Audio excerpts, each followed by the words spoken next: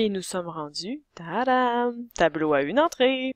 Pour effectuer vos premiers tableaux, soit les tableaux à une entrée, vous devrez être dans l'onglet de Excel Stat, aller sur Description des données, et finalement choisir Statistiques descriptives. Une fenêtre va apparaître, et là vous allez devoir sélectionner vos données. Vous avez deux types de données, vous avez les données qui sont quantitatives, et vous avez les données qui sont qualitatives. Les données qualitatives sont ceux qui sont le plus présentes dans vos travaux de façon générale. Données qualitatives, il s'agit en fait des informations recueillies par questionnaire quand les questions avaient par exemple un choix de réponse avec des choix de réponse prédéfinis. C'est aussi le cas quand les choix de réponse n'avaient pas d'ordre, par exemple la couleur préférée, la langue maternelle, etc. Les données quantitatives sont en fait deux choses, sont tous des données continues.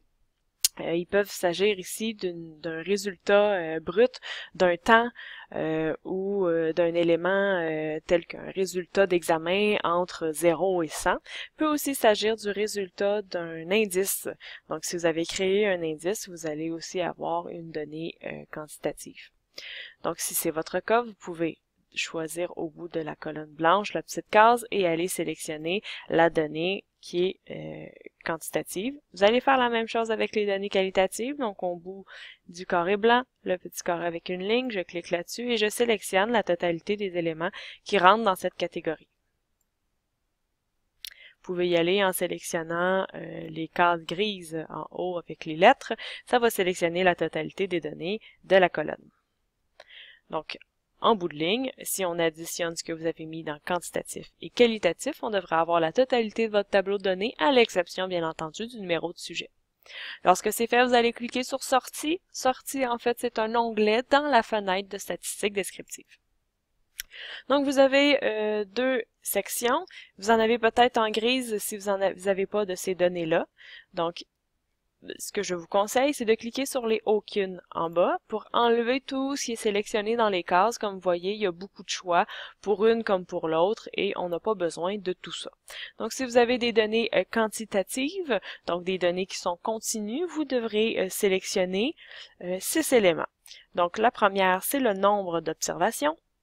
Vous allez choisir aussi le minimum, le maximum. On va descendre un petit peu et on va aller sélectionner la médiane. On va ajouter à ça la moyenne. Et finalement, encore un peu plus bas, on va demander l'écart type, N.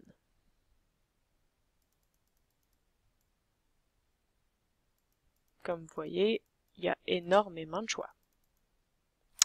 De l'autre côté, on va choisir le nombre d'observations. Donc ça, c'est pour les données qualitatives, donc les données discontinues. Donc, le nombre d'observations, les modalités. Et là, vous voyez que j'ai choisi modalité, un seul mot.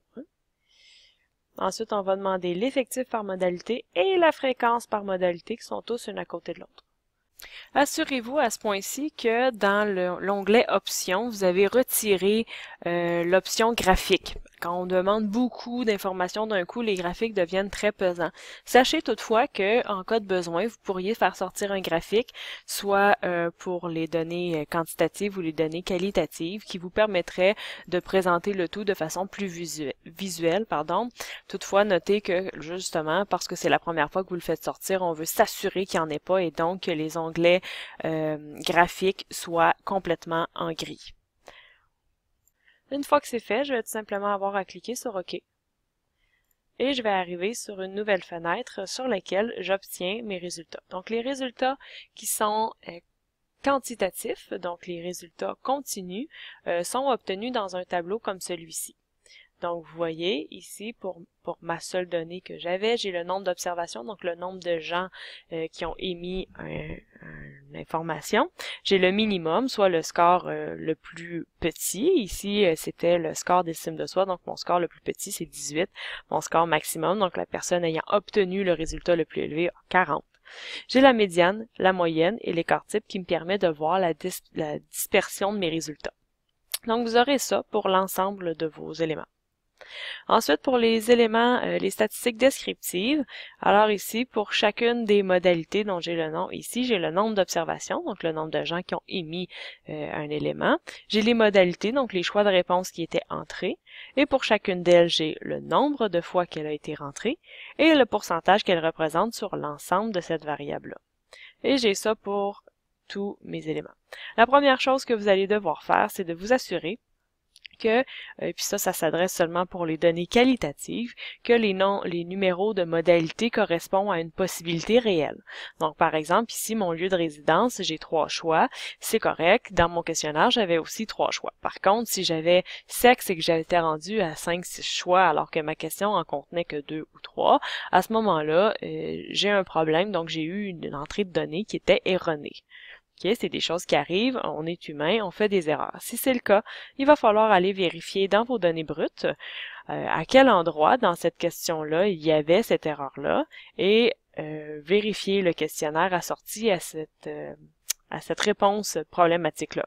Vous allez aussi en profiter pour vérifier celle d'avant et celle d'après, vous assurer qu'en fait, c'est bien une erreur dans cette colonne-là et non un décalement du questionnaire. Si vous voyez une erreur, vous reprenez le questionnaire. Évidemment, ça ne changera pas les données qui sont ici. Il va falloir refaire la demande afin d'obtenir, une fois pour toutes, les éléments les plus adéquats selon votre questionnaire.